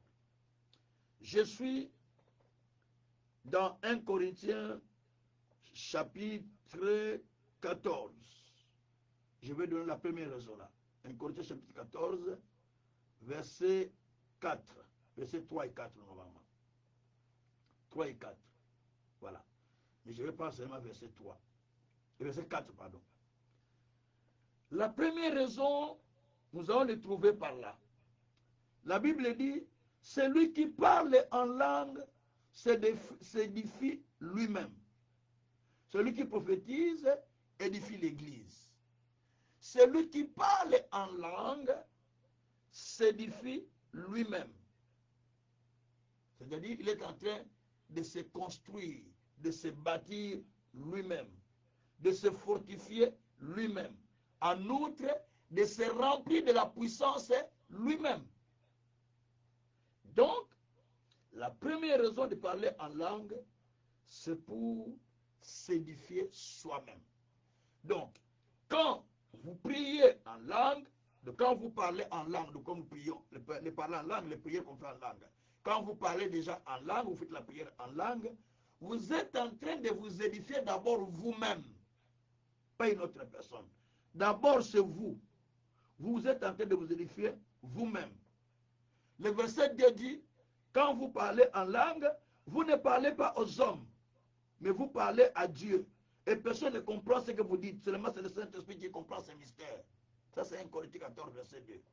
Verset 4 dit que quand vous parlez en langue, vous êtes en train de vous édifier vous-même, de vous construire vous-même. C'est la raison pour laquelle un croyant qui a compris ce mystère doit beaucoup plus prier en langue pour s'édifier lui-même. Kenneth Hagin prenait prier des fois 6 heures du temps en langue. 6 heures en langue, c'est beaucoup, hein? Mais il prenait 6 heures en langue. Et quand il sort sur la rue, il ne prêche pas, il ne prie pas pour quelqu'un. Les gens qui sont loin de lui, à 500 mètres de lui, 600 mètres, de loin, ils sont en train d'être guéris, d'être sauvés, de tomber, de pleurer, de se repentir. Mais ici aux États-Unis, il est mort il n'y a pas longtemps, non? Kenneth Hagin. Parce qu'il était tellement rempli de la puissance. Plus que vous priez en langue, plus que vous êtes édifié vous-même. Vous êtes en train de vous remplir vous-même de la puissance. Vous êtes en train de vous remplir vous-même, de vous construire vous-même. Vous êtes en train de bâtir votre intérieur par la prière en langue. C'est le secret qui remplit les gens de la puissance. Parce que vous priez vous-même. J'étais en train de faire un service une fois en France. Chez mon petit-fils où je suis allé faire un séminaire. Et j'ai prié tellement, la puissance avait rempli la salle à un niveau. J'ai dit, nous allons lever les mains à Dieu. Nous allons demander au Saint-Esprit de remplir la salle à un niveau qu'il n'a jamais rempli. Et nous prions, nous prions, nous prions, nous prions. J'ai dit, je suis en train de sentir, mes mains commencent à chauffer. Je sens que les gens vont commencer à sentir la même chose que moi. Je sens que les gens vont commencer à vomir. Les maladies vont commencer à quitter. Dieu me parlait au même moment. Pendant que j'ai parlé, j'ai commencé à vomir. J'ai dit, même si vous sentez la douleur, allez vite. Vous pouvez faire la diarrhée. Et ça se passait comme ça. La puissance était tellement manifeste que je n'arrivais plus à résister, à me tenir. Je sentais que c'est comme je voulais tomber. Je suis allé vite, vite. Et la sécurité a compris que je ne savais plus me tenir. J'ai commencé à chanceler. Et puis ils m'ont amené. Je suis allé me braquer sur le mur derrière. Et la puissance était tellement... Maintenant, il n'y a personne qui pouvait s'avancer tout autour de moi. S'il vient au rayon de moi, il est par terre. Il vient juste au rayon, même la sécurité qu'on a mis. Il vient au rayon, tous par terre. Et le pasteur est venu en genoux, accroupi, il est venu m'a tenu au vêtement. Par terre. Il a commencé à prier. Donc, la puissance était tellement terrible. Il remplit la salle. Les gens vomissaient. Les gens guérissaient sur place. Des maladies. Les gens qui étaient déformés sur place. La guérison se faisait. Je n'ai pas prié pour la guérison. J'ai demandé que le Saint-Esprit vous en remplit. J'ai dit, tout le monde, nous prions. Les gens faisaient des cris. Les gens poussaient des cris. C'était dans une veillée. Ils poussaient des cris. J'ai cette vidéo. Ils poussaient, il y a même une qui est en internet là. Ils poussaient des cris. Si vous avez, je crois, activation de votre vie à Le Mans. Le Mans, c'est ça, la ville de Le Mans, en France. Donc, j'ai prié, la puissance avait tellement rempli que des témoignages de fibromes qui disparaissaient sur place. Les gens qui avaient le ventre gonflé sur place, ça aplatit. Parce que le Saint-Esprit, à ce moment-là, nous a remplis, étant donné que nous prions en langue, il nous a remplis de sa puissance. Donc, le Saint-Esprit nous remplit de la puissance quand nous prions dans la langue. Nous sommes en train de nous édifier nous-mêmes. Première raison. Deuxième raison, quand nous prions en langue, nous sommes en train de stimuler notre foi. Jude chapitre 1, Jude chapitre 1, verset 20, je pense. Jude chapitre 1, verset 20. Je crois 20. Voilà, c'est 20. Pour vous, bien-aimés, vous édifiant vous-même sur votre très sainte foi et priant par le Saint-Esprit. Donc, il dit que quand vous priez par le Saint-Esprit, vous êtes en train d'édifier votre foi. Vous êtes en train de bâtir votre foi. La foi devient dynamique parce que vous priez en langue. Et troisième raison, quand nous prions en langue, cela nous rappelle que le Saint-Esprit réside en nous. Parce que le Saint-Esprit a choisi mon corps comme sa résidence. Quand nous allons dans la Bible, à 1 Corinthiens 3,16, la Bible dit qu'il ne savent pas votre corps et le temple du Saint-Esprit Notre corps, c'est le temple du Saint-Esprit. Et Dieu habite dans notre corps. Donc, le Saint-Esprit vient. Quand nous prions en langue, nous sommes en train d'édifier, de bâtir le corps de Dieu, qui est le corps, qui est le temple du Saint-Esprit. Et le Saint-Esprit aussi, nous avons besoin, quand nous prions en langue, pourquoi devons-nous prier en langue? Parce que quand nous prions en langue, le Saint-Esprit nous aide à prier correctement selon la volonté de Dieu. Romains 8, verset 26. Nous ne savons pas quoi demander dans nos prières, mais le Saint-Esprit nous aide à prier avec des soupirs inexprimables. Donc, le Saint-Esprit nous aide. Alors, cinquièmement, quand nous prions en langue, nous sommes en train de rafraîchir. Donc, c'est un rafraîchissement spirituel. Nous nous rafraîchissons spirituellement. Jésus a dit dans Jean 7, verset 37 et jusqu'à 39, le jour de la fête, Jésus tenant debout, il dit que celui qui a soif, qu'il vienne boire. Les sources d'eau vive couleront au sein de lui. Il s'agissait du baptême du Saint-Esprit que les gens devaient recevoir, ou du Saint-Esprit que les gens devaient recevoir. Donc, quand nous prions comme ça, c'est comme de la pluie. C'est comme nous sommes en train de nous rafraîchir. Quand vous avez soif, vous buvez de l'eau, vous sentez le rafraîchissement à l'intérieur de vous. Donc, Saint-Esprit, c'est quand nous prions par le baptême, quand nous prions en langue, nous sommes en train de rafraîchir notre intérieur. On est en train de rafraîchir l'intérieur. C'est important de prier en langue. Et sixièmement, quand nous prions en langue, nous sommes en train d'édifier notre sensibilité spirituelle. Ça veut dire que je suis en train de développer ma sensibilité spirituelle pour entendre Dieu. Romains 8, verset 14. Celui qui est conduit par l'Esprit est fils de Dieu. Il y a enfant de Dieu et fils de Dieu. On devient enfant de Dieu lorsqu'on accepte Jésus comme Seigneur et Sauveur. Mais on devient fils ou fille de Dieu lorsqu'on marche par le Saint-Esprit. Vous voyez la différence? Romains 8, verset 14. Quand nous marchons par le Saint-Esprit, nous devenons fils de Dieu. Mais quand nous recevons Jésus, Jean 1, verset 12 à 13, nous devenons enfants de Dieu, non selon la volonté des hommes, mais selon la volonté de Dieu. Mais quand nous recevons, quand nous marchons par le Saint-Esprit, nous quittons le stade de l'enfant, nous rentrons dans le stade de fils, celui qui est conduit par le Saint-Esprit. Vous voyez la différence? Celui qui est conduit par le Saint-Esprit, il est fils. Mais celui qui a reçu Jésus, il est enfant de Dieu. Ils sont différents. Donc, nous avons des chrétiens différents. Les chrétiens qui sont encore des enfants de Dieu et les chrétiens qui sont fils de Dieu.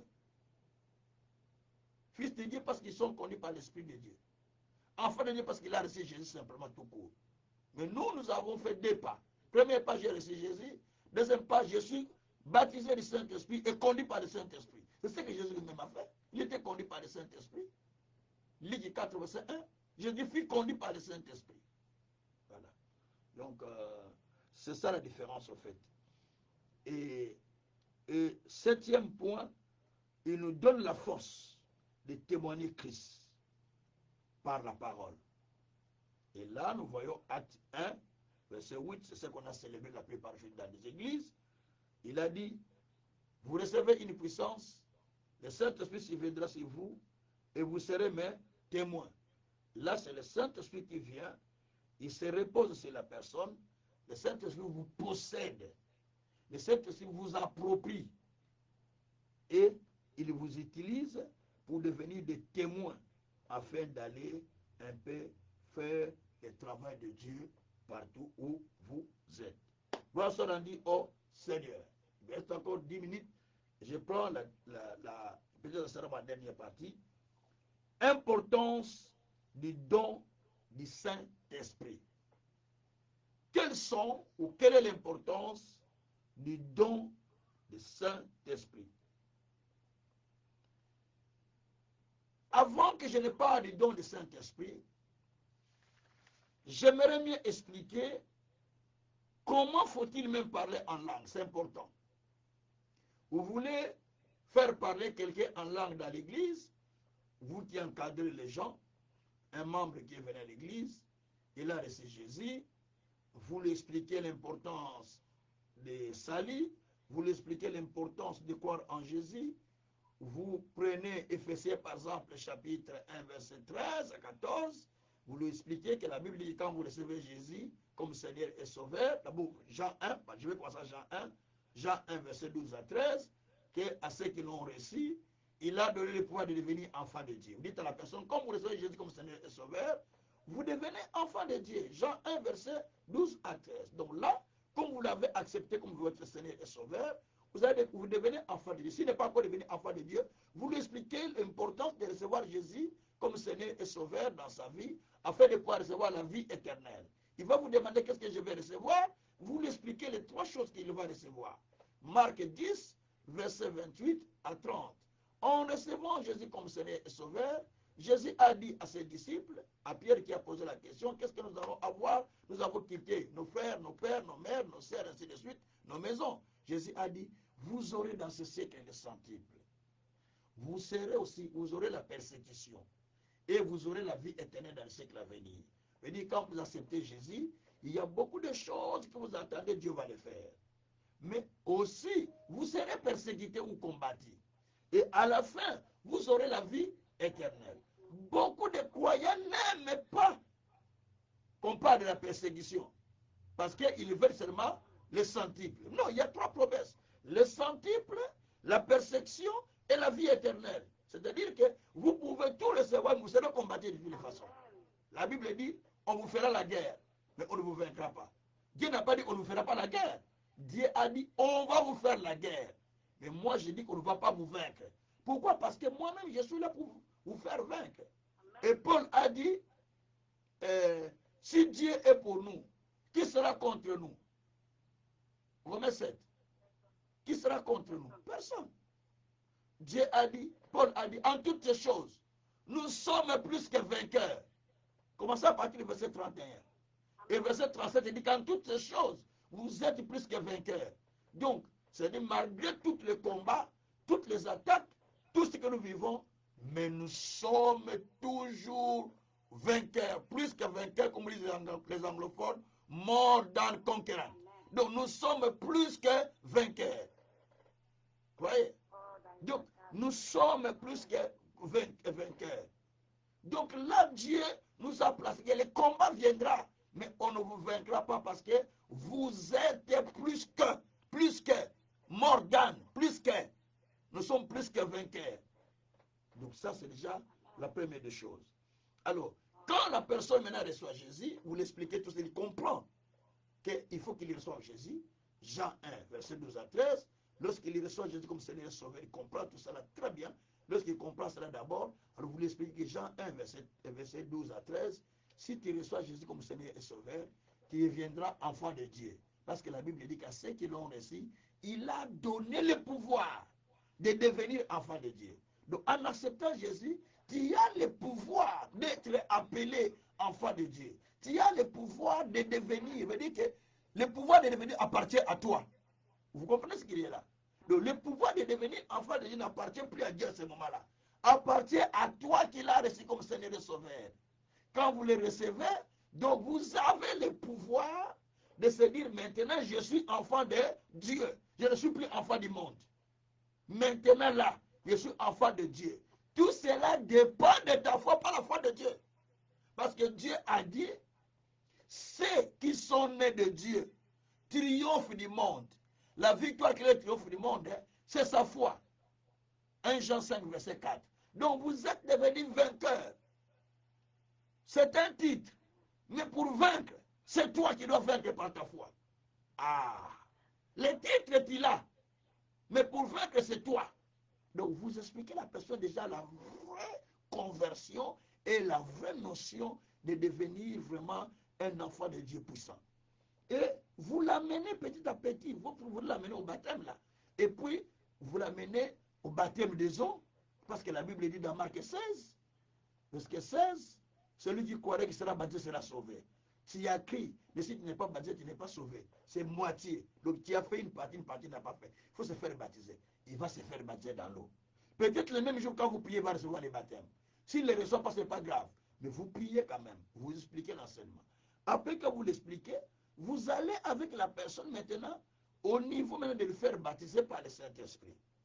vous lui expliquez que, étant donné que vous êtes maintenant baptisé du Saint-Esprit, le jour où Jésus était baptisé dans l'eau, Matthieu 3, verset 11, vous descendez, quand il est sorti de l'eau, la Bible dit que, à Matthieu 3, je crois à partir du verset 8, 9, 10, avant d'arriver au 11e, 12e, je crois jusqu'au verset 11, la Bible dit que la colombe était descendue sur lui sous une forme, hein, l'Esprit de Dieu était descendu sur lui comme une colombe. Donc Jésus, l'Esprit était descendu sur lui le jour de son baptême. Donc vous expliquez à la personne, de toi aussi, l'Esprit va descendre sur toi comme hein, la colombe. L'Esprit va descendre sur toi, qui va te donner l'humilité, qui va te donner la paix, qui va te donner un cœur calme. Donc nous avons besoin de passer à ce niveau-là. Vous êtes en train de préparer la personne. Vous êtes en train de faire des prières avec lui. On va prier pour ça. Le cœur est en train de se préparer. Le cœur maintenant attend ce baptême. Vous dites maintenant, il y a un élément qui manque. Il faut que tu reçoives maintenant le baptême du Saint-Esprit. Il va dire, comment je vais recevoir le baptême du Saint-Esprit? Ah, le baptême du Saint-Esprit, c'est simple. C'est-à-dire, nous allons prier le Seigneur. Le Saint-Esprit viendra parce qu'il a promis dans les derniers jours, dit Dieu, je répandrai de mon esprit sur toute chair. Vos fils et vos filles prophétiseront. Non, tu dois recevoir le Saint-Esprit. Parce qu'il a dit, vos fils et vos filles prophétiseront. Hein? Ils parleront de nouvelles mêmes langues. Donc il faut que tout cela vienne dans ta vie. Que cela se fasse dans... Donc les croyants comprennent que, ah, cela va se faire dans ma vie. Ok. Moi j'explique comme ça les choses calmement. Il dit, ok, amenez-moi pasteur. Ok, nous allons partir. La Bible dit, mais quand nous allons prier, c'est ce qu'il faut faire. La Bible dit, ouvre ta bouche et moi Dieu, je la remplirai. Pour Somme 81, verset 11. Toi, tu vas ouvrir ta bouche, moi Dieu, je vais la remplir. Tu vois? Toi, tu vas simplement ouvrir la bouche, tu vas commencer à parler. Dieu, Dieu, Dieu, Seigneur, Seigneur, Seigneur, Jésus, Jésus, Jésus. Mais comment ça viendra, je sais pas. Quand tu ouvres ta bouche, Dieu va les remplir. Voici ce qu'il faut faire. Et Dieu va te remplir. Et là, vous lui expliquez. Quand vous lui expliquez, vous dites, bon, nous allons maintenant faire la prière. Vous commencez à faire la prière avec la personne. Vous dites maintenant, pendant que nous commençons à prier, rendons grâce à Dieu, prions le Seigneur. Il commence à parler maintenant. La personne commence à parler, il commence à parler, hein? Il commence à parler comme vous l'avez expliqué. Allez, parlons, parlons, parlons. Vous commencez à parler, vous commencez à parler. Le Saint-Esprit, remplis-moi, Saint-Esprit, remplis-moi, Saint-Esprit, remplis-moi, remplis-moi, remplis-moi. Allez, frère, ouvrez la langue maintenant, commence à parler, remplis-moi, remplis-moi, remplis-moi, remplis-moi, remplis-moi, ne coupez pas, remplis-moi, parlez, parlez. Pendant qu'il fait remplis-moi, remplis-moi, c'est parti, direct. Il est en langue. Vous dites, frère, dit, papa viens, papa viens, papa, papa, papa, papa, papa, papa, papa, papa, papa, et ça parle la langue, papa, papa, papa, papa, papa, papa. Si là, ça, c'est parti. Elle est directe. La personne est remplie en langue. Et moi, je le fais comme ça. Même les enfants, je les baptise. Même les petits enfants qui ont, je ne dis pas les petits enfants, mais à partir de 8, 10, si là, j'ai reçu Jésus, je les baptise. J'ai baptisé des enfants. Mes enfants ont été baptisés du Saint-Esprit. La cadette avait à peu près 6, je ne sais même pas si elle avait 6 ans, c'est combien 6 ans, je pense. Donc j'ai rassemblé les enfants à l'église. Et à partir de 6, jusqu'à même à 20 ans, ils étaient là, ils étaient jamais baptisés du Saint-Esprit. J'expliquais calmement. Les parents étaient là, j'ai dit, bon, les mamans qui ne sont pas baptisées, les papas, les jeunes, venez. Les enfants sont venus nombreux, plus que même les mamans qui avaient honte des papas. Quand cela a fait, le baptême a pris les enfants. Et ça a pris des mamans qui pleuraient, partout les gens pleuraient. Les enfants, les mamans, tous pleuraient. Le baptême du Saint-Esprit a saisi. Alors tout le monde dit, ah, les enfants qui parlaient de langue, là, qui prophétisaient, ils commencent à prophétiser, j'ai dit, waouh, ça c'est Dieu ça. J'ai cette petite vidéo d'ailleurs. Je l'ai filmé, il y a un frère qui l'a filmé, comment il parlait en langue, et les mamans, et les papas, tous qui pleuraient. Le baptême du Saint-Esprit. Ils ont commencé à parler en cette langue. Donc, ça, c'est la façon dont il faut faire pour faire baptiser les gens du Saint-Esprit. Quand on n'est pas baptisé du Saint-Esprit, on est un chrétien qui n'est pas puissant, chrétien qui n'est pas puissant, un chrétien qui est faible, un chrétien qui n'est pas puissant. Parce que vous ne parlez même pas langue. Mais comment? Vous êtes faible. Il faut que les chrétiens soient baptisés. Quand vous êtes baptisé du Saint-Esprit, vous sentez l'onction qui agit. Vous sentez la puissance qui opère. Vous sentez le feu de Dieu qui vous bouscule. Et vous avez besoin d'être baptisé par le Saint-Esprit. Nous avons besoin que son onction opère dans nos vies. Nous avons besoin que sa puissance agisse en nous. Quand cela opère en nous, nous sentons une autre dimension. Nous sentons une autre force. Quand vous vous trouvez devant les gens qui sont malades, quand vous trouvez, tu n'as pas besoin de passer des jeûnes, de prières, mais juste que vous êtes conscient que vous êtes baptisé par le Saint-Esprit.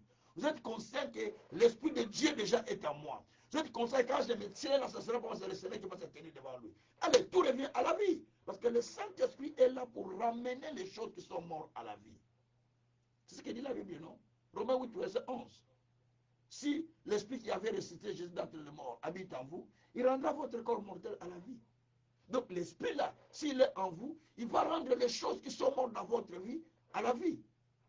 Il a dit à Ézéchiel, parle à l'Esprit devant les ossements. Dis Esprit, viens, entre dans les os, afin qu'ils vivent. L'Esprit est venu, il est rentré dans les ossements qui étaient desséchés, les ossements ont commencé à reprendre vie. Gloire au Seigneur. Et c'est cela qu'il faut faire.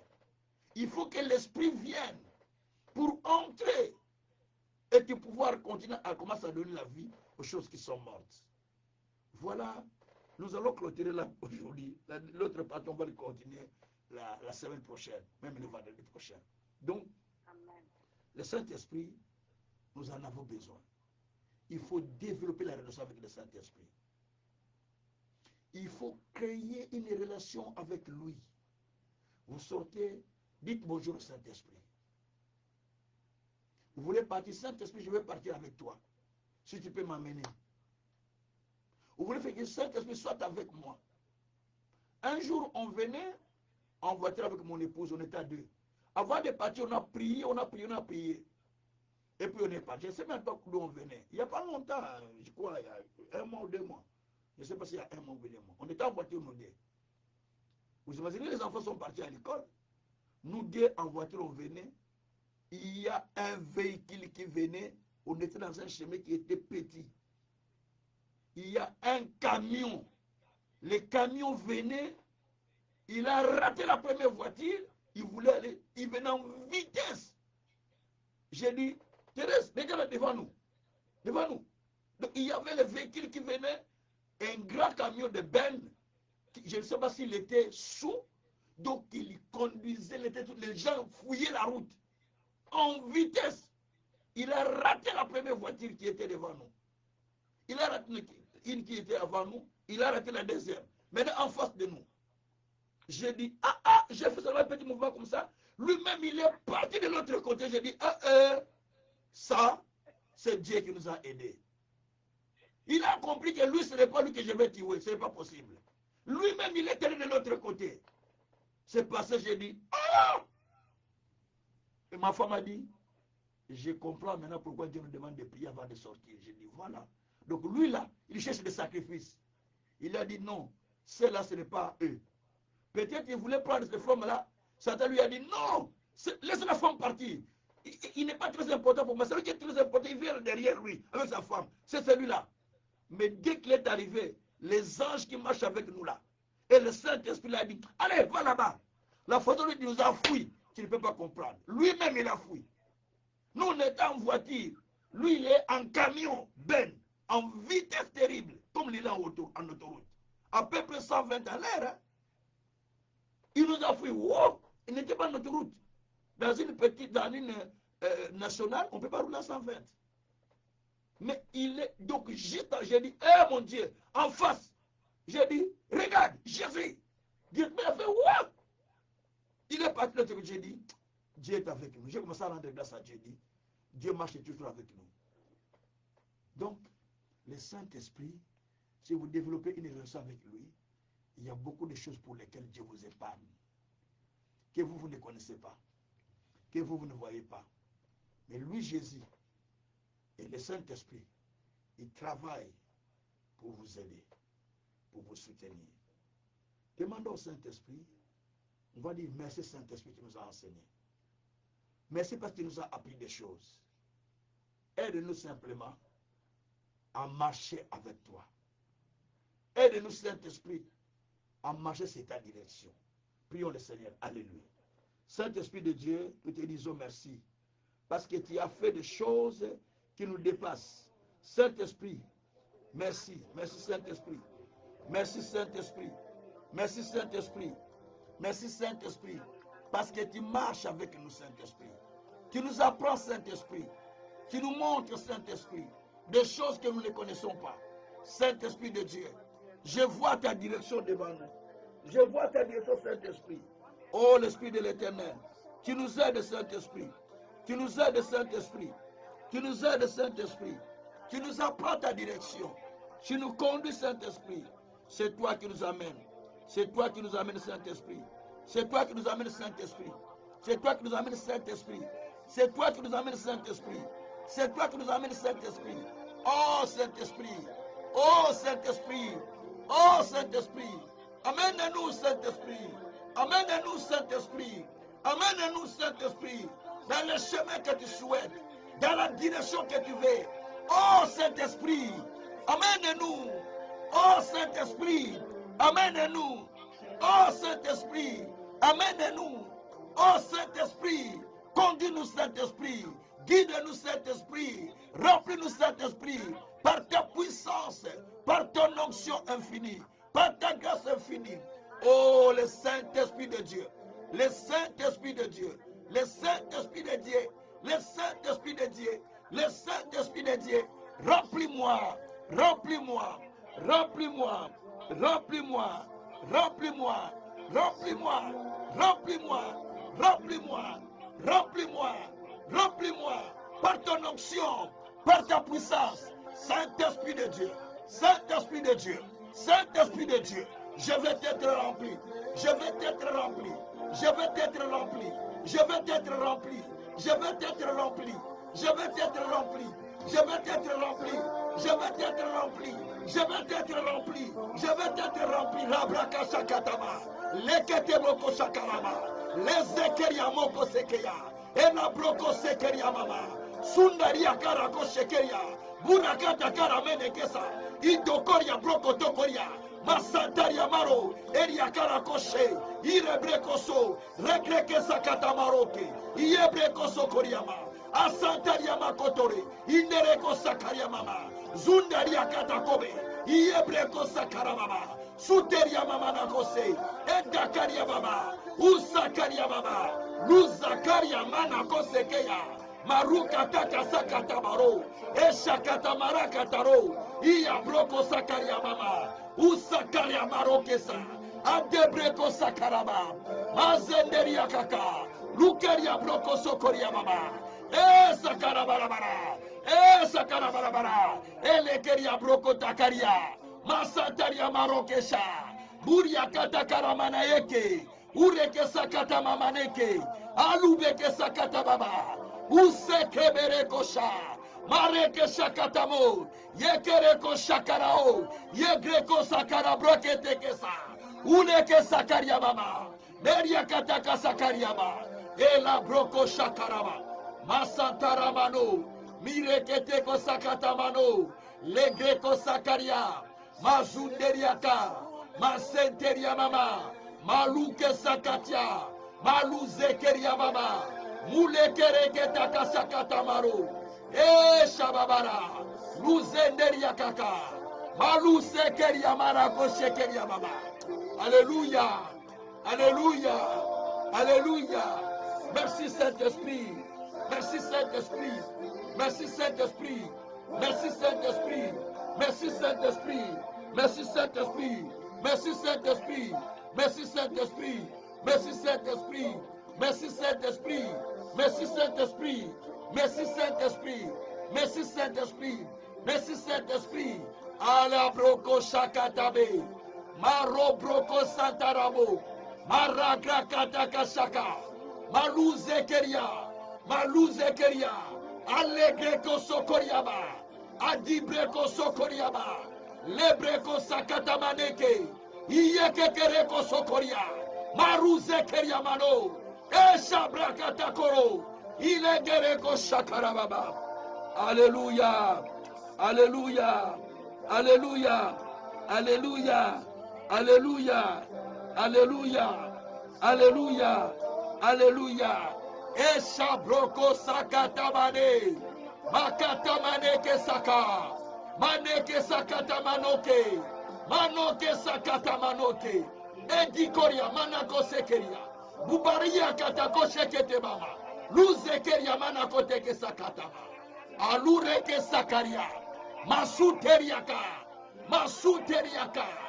Masuteriaka. Elibreko shakaraba baraka sataraba. Oh, la katako shikarababa. Nabraka satarababa. Masantarama. Masantarama. Masantarama. Masantarama. Eh, ya baba baba baba. Leke sakatama. Like seke yabu. Like seke yabu. Like seke yabu. Like seke yabu. Like seke yabu. Seke yabu. Ele koboroko shakarama. Azebreko toko shakarama. Lizekeria manako sekeria manokesa. Idegereko shakaramanokesa. Burieketeko shakaramanokesa karia. Alubeke sakata manoke. Oh, Yesu. Oh, Yesu. Oh.